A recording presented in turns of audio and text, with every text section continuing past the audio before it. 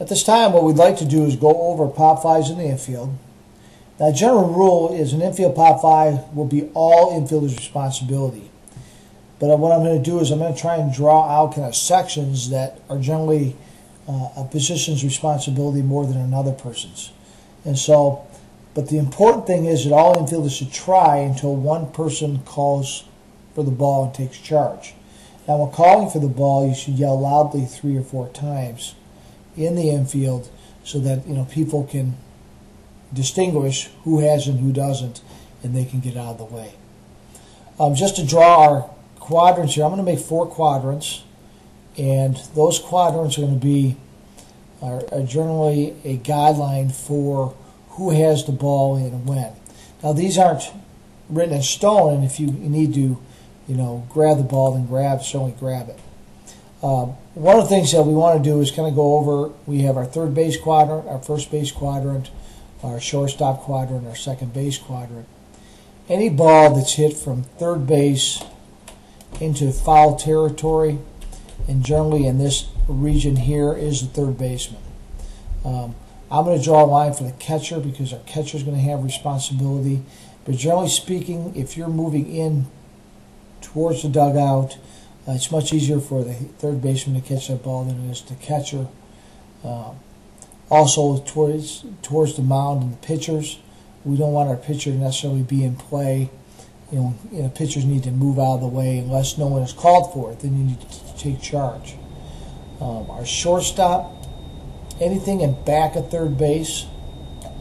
If we draw kind of a line, anything in back of third base, and in this general area, even down the line here, it's an easier play for the shortstop to make than the third baseman have to run backwards because the shortstop is moving sideways in that position and can track the ball better.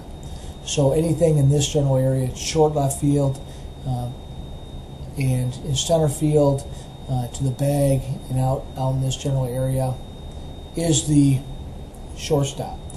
For the second baseman, anything in back of the bag at second all the way into short right field, and then in back of first base.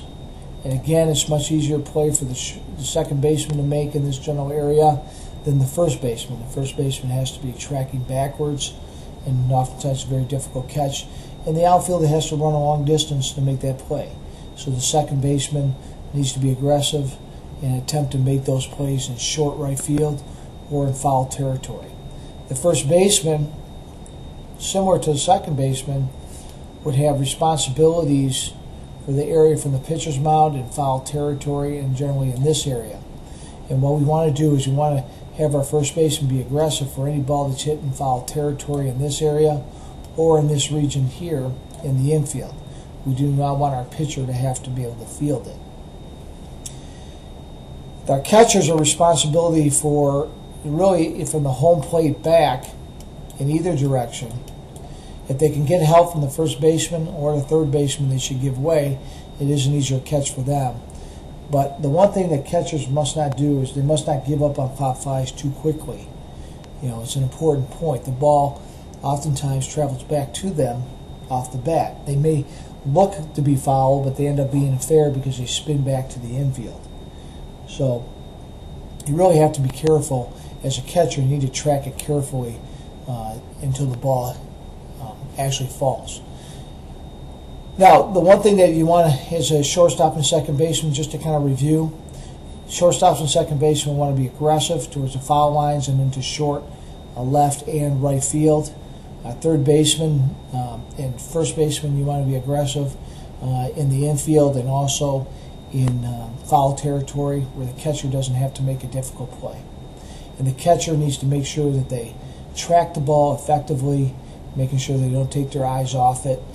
Thinking that the ball is going to be foul, they want to make sure that they track it all the way so the ball doesn't spin back and touch down in where it could have been made a play. And then the pitcher, what they need to do is primarily communicate which player has it. If a player doesn't take charge, then the pitcher obviously takes charge of the situation. If there's a ball that's hit in the middle of the infield here, but generally speaking, the infielders should take charge, and the pitcher can help with that communication.